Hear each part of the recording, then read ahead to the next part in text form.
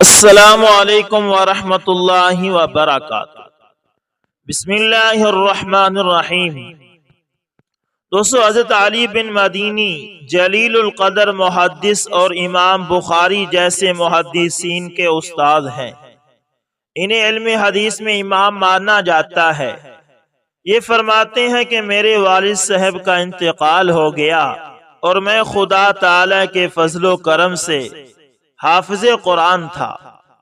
میرا یہ معمول تھا کہ میں روزانہ والد صاحب کی قبر پر جاتا اور تلاوت قرآن کریم کر کے انہیں ایصال ثواب کرتا۔ ایک مرتبہ رمضان شریف کا مہینہ تھا، 27ویں شب تھی۔ سحری کھا کر فجر کی نماز سے فارغ ہونے کے بعد حسب معمول میں فجر کے بعد والد صاحب کی قبر پر جا کر تلاوت کرنے لگا تو اچانک برابر والی قبر سے مجھے ہائے ہائے کرنے کی آواز آنے لگی۔ جب پہلی مرتبہ یہ آواز آئی تو میں خوف زدہ ہو گیا۔ میں ادھر ادھر دیکھنے لگا تو اندھیرے کی وجہ سے مجھے کوئی نظر نہیں آیا۔ جب میں نے آواز کی طرف کان لگائے اور غور کیا تو پتہ چلا کہ یہ آواز کسی قریب والی قبر سے آ رہی ہے، اور ایسا لگا کہ میت کو قبر میں بہت خوفناک عذاب ہو رہا ہے، اور اس عذاب کی تکلیف سے میت ہائے ہائے کر رہی ہے۔ بس پھر کیا تھا، میں پڑھنا بھول گیا اور خوف کی وجہ سے میرے رونگٹے کھڑے ہو گئے اور میں اسی قبر کی طرف متوجہ ہو کر بیٹھ گیا۔ پھر جوں جوں دن کی روشنی پھیلنے لگی تو آواز مدھم ہونے لگی۔ پھر اچھی طرح دن نکلنے کے بعد آواز بالکل بند ہو گئی۔ جب لوگوں نے آنا جانا شروع کیا تو ایک آدمی سے میں نے پوچھا کہ یہ قبر کس کی ہے؟ اس نے ایک ایسے شخص کا نام لیا جس کو میں بھی جانتا تھا، کیونکہ وہ شخص ہمارے محلے کا تھا اور بہت پکا نمازی تھا۔ 5 وقت کی نماز باجماعت صف اول میں ادا کرتا تھا اور انتہائی کم گو اور نہایت شریف آدمی تھا۔ کسی کے معاملے میں دخل نہیں دیتا تھا۔ جب بھی کسی سے ملتا تو اچھے اخلاق سے ملتا، ورنہ زیادہ تر وہ ذکر و تسبیح میں مشغول رہتا۔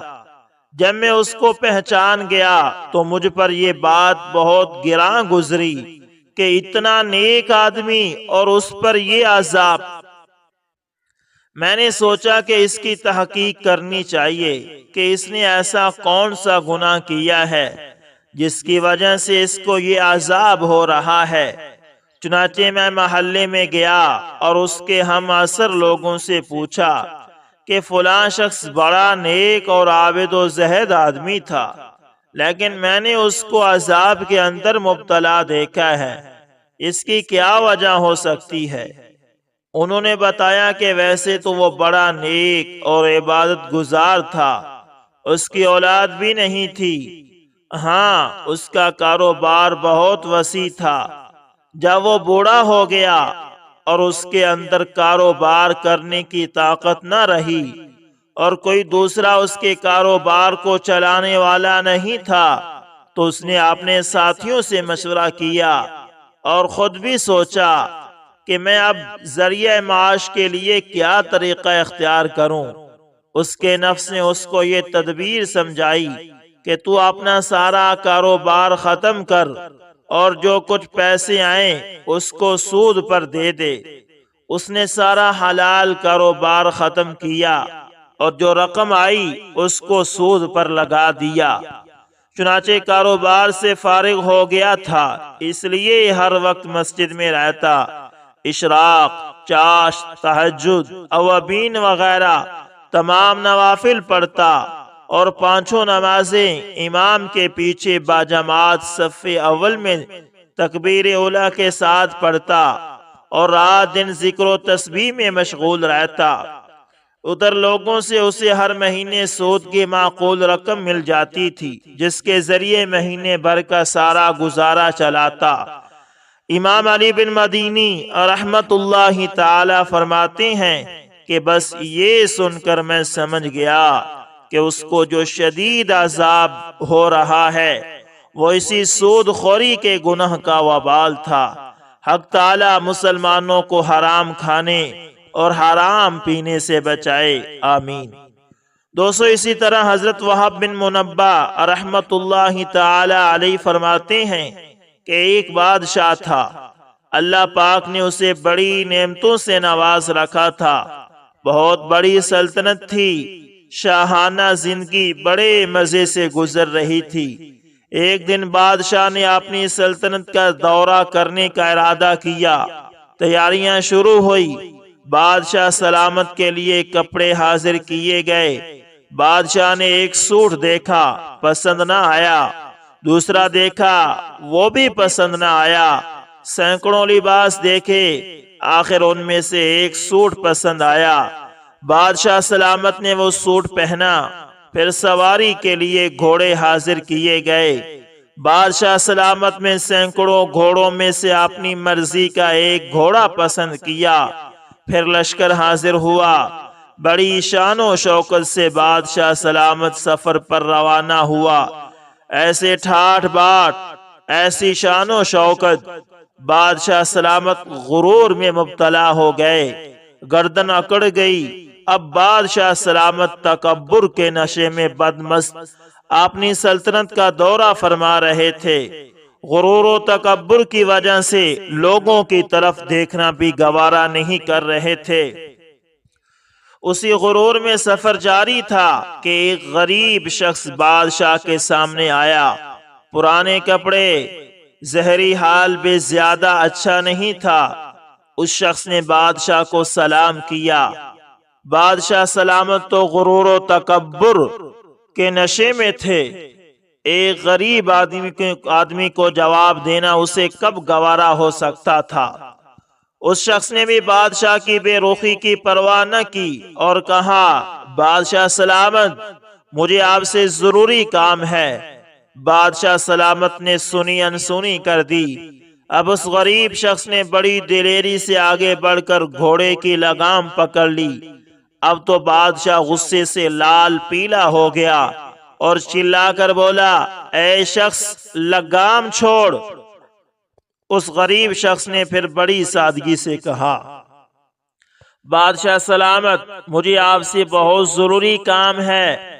بادشاہ سلطنت کے دورے پر تھا، بات نہ سنتا تو ناک کٹتی، چنانچہ اپنی عزت رکھنے کے لیے کہا، بتاؤ کیا کام ہے؟ غریب شخص بولا، ایک راز کی بات ہے، کان میں بتاؤں گا۔ بادشاہ نے گھوڑے پر بیٹھے بیٹھے ہی سر جھکایا۔ اس شخص نے بادشاہ کے کان کے قریب ہو کر کہا، بادشاہ سلامت، میں ملک الموت ہوں، تمہاری روح قبض کرنے آیا ہوں۔ اللہ اکبر۔ اب تو بادشاہ سلامت کے پیروں تلے سے زمین نکل گئی تھی۔ بادشاہ تھر تھر کانپنے لگا، چہرے کا رنگ بھی بدل گیا۔ خوف سے کانپتے ہوئے بادشاہ نے بڑی عاجزی سے کہا، اے ملک الموت علیہ السلام، اس وقت مجھے کچھ مہلت دیجیے، سلطنت کا دورہ پورا کر لوں، گھر پہنچ جاؤں، پھر آپ روح قبض فرما لیجئے گا۔ ملک الموت علیہ السلام نے فرمایا، اللہ پاک کی قسم، اب تم اپنی سلطنت کو نہ دیکھ سکو گے، تمہیں اپنے اہل و عیال کے پاس جانے کی بھی مہلت نہ مل سکی گئی۔ ملک الموت علیہ السلام نے یہ کہہ کر بادشاہ کی روح قبض کر لی اور کچھ ہی دیر پہلے غرور و تکبر کے نشے میں اکڑ کر چلنے والا بادشاہ زمین پر گرا اور ہمیشہ کی نیند سو گیا۔ آگاہ اپنی موت سے کوئی بشر نہیں، سامان 100 برس کا ہے، پل کی خبر نہیں۔ دوستو ایک مرتبہ حضرت ابن حماد رحمت اللہ تعالی قبرستان تشریف لے گئے۔ آپ نے قبروں کو دیکھا اور موت کے گھاٹ اتر جانے والوں سے متعلق غور و فکر کر کے رونے لگے۔ روتے رہے یہاں تک کہ داڑھی مبارک آنسوؤں سے تر ہو گئی۔ پھر عربی کے اشعار پڑھ کر فرمایا، لوگو خدا کی قسم نیک اعمال میں کوشش کر لو، بے شک قبر تمہارے سامنے ہے، موت تمہیں ڈھونڈ رہی ہے، جو تم نے جوڑ کر رکھا ہے ان قریب تقسیم کر دیا جائے گا، جو عمارتیں تم تعمیر کر رہے ہو ان قریب ویران ہو جائیں گی، پھر تمہیں تنگ قبر میں اتارا جائے گا۔ پس جس کے پاس نیک اعمال کی سوغات ہوگی اس کی قبر جنت کے باغوں میں سے باغ بنے گی، مگر جو نادان نیکیاں جمع کرنے میں ناکام رہا ہوگا اس کی قبر جہنم کے گڑھوں میں سے ایک گڑھا بنا دی جائے گی۔ دوستو، آج سے قریباً 20 سال قبل ایک قبر کشائی کے لیے ایک میڈیکل افیسر کے ساتھ مجھے بھی جانا ہوا۔ یہ ایک نیا واقعہ ہے۔ یہ قبر کوٹ مٹھن کے قصبے کے بحر ایک قبرستان میں واقع تھی، اور قبر والے کو مرے ہوئے 5 دن گزرے تھے۔ جب قبر کھولی گئی تو میں وہاں موجود تھا۔ قبر کالی چمکدار موٹی مکھیوں اور موٹے کیڑوں سے بھری ہوئی تھی، اور قبر کی تہہ پر سانپ اور بچھو نظر آ رہے تھے۔ نظارہ اتنا ڈراؤنا تھا کہ وہاں سے سب لوگ بھاگ گئے، حتیٰ کہ سرکاری افسران جو ہمارے ساتھ تھے وہ بھی اس نظارے کی تاب نہ لا سکے۔ سب سے بڑا مسئلہ مردے کو نکال کر اس کی چیر پھاڑ کرنا تھا۔ مردے کو نکالنے کے لیے بڑے جتن کیے گئے۔ بڑی مشکل سے 2 مزدور پولیس کے ڈر سے رسیوں کے ذریعے مردے کو باہر نکال کر لائے۔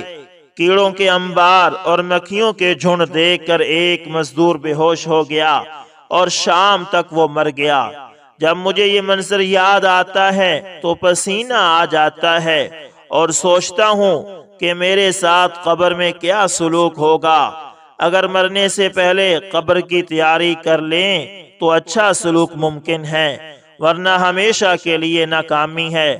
اللہ تعالی ہمیں مرنے سے پہلے مرنے کی تیاری کی توفیق عطا فرمائے۔ اسی طرح میرے ایک دوست ڈاکٹر جو قانون طب سے منسلک ہیں، اور قبر کشائی کے لیے ان کو سرکار کی طرف سے اکثر جانا پڑتا ہے، انہوں نے بتایا کہ ایک جگہ قبر کشائی کی مردے کو بطور امانت رکھا گیا تھا، کیونکہ اس کو خاص جگہ منتقل کرنا تھا۔ جب قبر کھودی گئی تو اس قدر سخت بدبو نکلی کہ مردے کے تمام رشتہ دار بھاگ گئے، اور قبر سے ایک عجیب قسم کا سانپ نکلا جو دنیا میں نہیں دیکھا جاتا۔ پورا دن انتظار کرنے کے باوجود بو کم نہ ہوئی تو تنگ آ کر اسی حالت میں مردے کا معائنہ کیا گیا۔ یہ منظر بھی بہت پریشان کن تھا، اور جو لوگ وہاں پر موجود تھے وہ بھی اس سے بہت زیادہ پریشان ہوئے۔ دوستو، اسی طرح حضرت عطا سلمی رحمت اللہ تعالی کی یہ عادت کریمہ تھی کہ جب رات ہوتی تو قبرستان کی طرف نکل جاتے اور فرماتے، اے اہل قبور، تم مر گئے، ہے موت، تم نے اپنے عمل دیکھ لیے، ہے میرے عمل۔ پھر فرماتے، ہے کیا کل عطا بھی قبر میں ہوگا، یعنی کل میں بھی قبر میں ہوں گا، ہے کل میں بھی قبر میں ہوں گا۔ اسی طرح روتے دھوتے ساری رات گزار دیتے۔ دوستو، اسی طرح حضرت امیر المومنین حضرت عمر بن عبدالعزیز رحمت اللہ تعالی نے ایک بار آپ نے کسی ساتھی سے فرمایا، بھائی میں تو موت کی یاد میں پوری رات سوتا نہیں ہوں، یعنی موت نے میری نیند کو اڑا دیا ہے، میں پوری رات جاگتا رہتا ہوں اور قبر والے کے بارے میں سوچتا رہتا ہوں۔ اے بھائی، اگر تم 3 دن بعد مردے کو اس کی قبر میں دیکھو تو دنیا میں لمبے عرصے تک اس کے ساتھ رہے ہونے کے باوجود تمہیں اس سے وحشت ہونے لگے گی۔ اگر تم اس کا گھر یعنی اس کی قبر کا اندرونی حصہ دیکھو جس میں کیڑے رینگ رہے ہیں اور بدن کو کھا رہے ہیں، اس کے بدن سے پیپ جاری ہے، سخت بدبو آ رہی ہے، اس کا کفن بوسیدہ ہو چکا ہوتا ہے،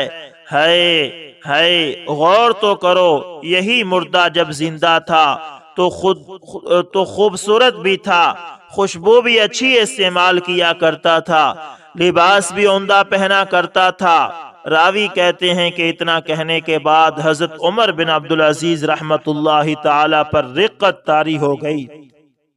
آپ نے ایک چیخ ماری اور چیخ مارتے ہی آپ بے ہوش ہو گئے۔ دوستو اسی طرح حضرت عمر بن عبدالعزیز رحمت اللہ تعالی ایک جنازے کے ساتھ قبرستان تشریف لے گئے۔ وہاں ایک قبر کے پاس بیٹھ کر غور و فکر کرنے لگے۔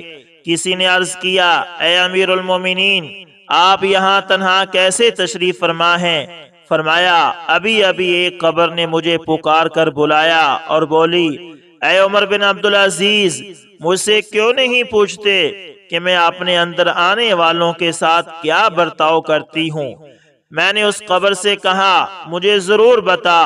وہ کہنے لگی، اے امیر المومنین عمر بن عبدالعزیز، سن، جب کوئی میرے اندر آتا ہے تو میں اس کا کفن پھاڑ کر جسم کے ٹکڑے ٹکڑے کر ڈالتی ہوں، اس کا گوشت کھا جاتی ہوں۔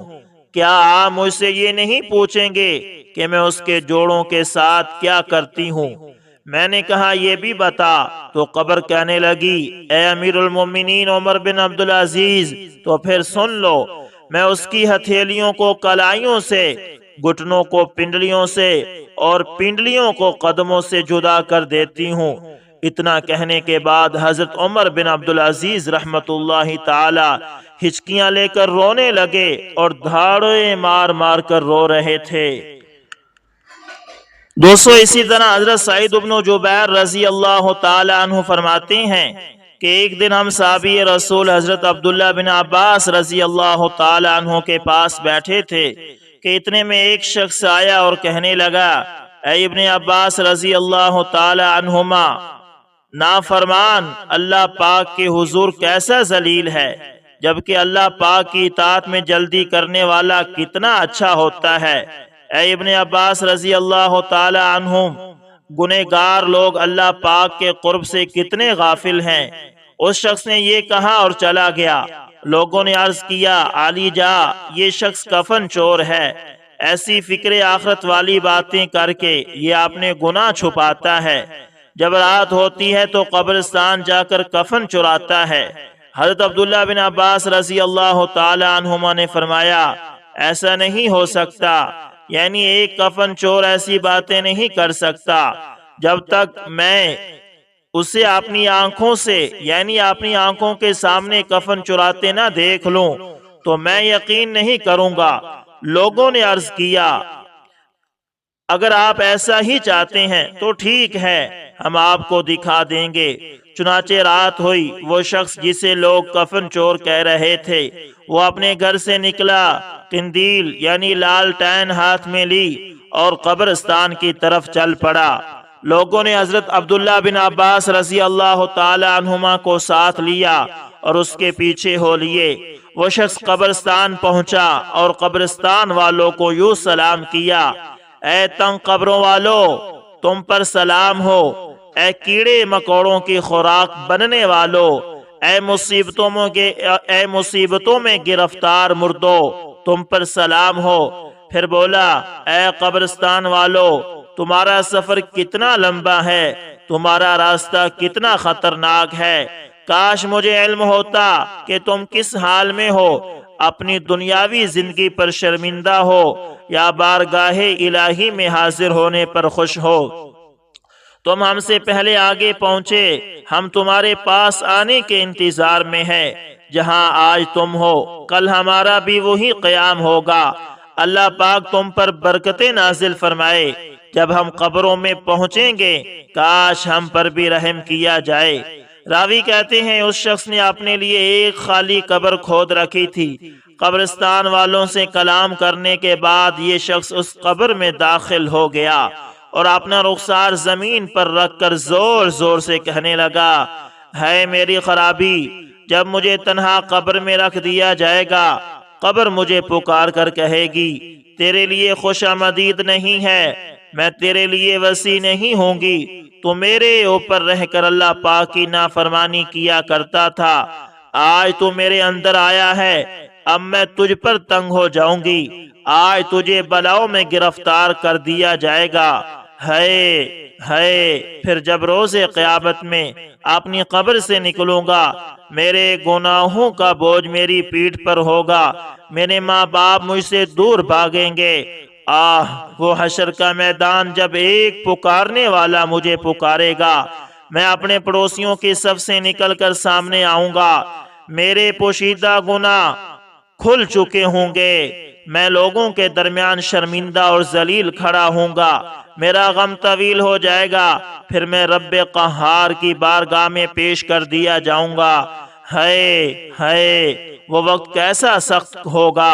اللہ پاک فرمائے گا، اے بندے، تو گناہ کرتے وقت لوگوں سے تو چھپ جاتا تھا، مگر میں تو تجھے دیکھ رہا ہوتا تھا، کیا میرا دیکھنا تیرے لیے کچھ اہمیت نہیں رکھتا تھا؟ یہ کہتے کہتے وہ شخص بے ہوش ہو گیا۔ جب اسے ہوش آیا تو آسمان کی طرف دیکھتے ہوئے اللہ کریم کو پکارنے لگا۔ حضرت عبداللہ بن عباس رضی اللہ تعالی عنہما دور کھڑے یہ سارا منظر دیکھ رہے تھے۔ اب آپ آگے بڑھے اور جس قبر کے اندر وہ شخص لیٹا تھا اس کے قریب تشریف لائے اور فرمایا، پیارے دوست، تو نے گناہوں سے بچنے کا کیسا پیارا طریقہ اپنایا ہے۔ اسی طرح سے گناہوں کو جڑ سے اکھاڑ دیا جاتا ہے۔ پھر آپ نے لوگوں کی طرف دیکھ کر فرمایا، اگر یہ کفن چور ہے تو کاش سب ایسے ہی ہو جاتے۔ تو دوستو یہ مختلف واقعات ہیں جو مختلف ویب سائٹ اور مختلف کتب سے لیے گئے ہیں۔ امید کرتا ہوں ویڈیو اچھی لگی ہوگی۔ اللہ تعالیٰ سے دعا ہے کہ اللہ تعالیٰ حبیبی مرنے سے پہلے مرنے کی تیاری کی توفیق عطا فرمائے، اور اللہ تعالیٰ ہمیں وہ اعمال کرنے کی توفیق عطا فرمائے جن کے ذریعے کل ہماری بھی قبر روشن ہو جائے۔ ملتے ہیں کسی نیکسٹ اچھی سی ویڈیو کے اندر، تب تک کے لیے اللہ حافظ، جزاکم اللہ خیر۔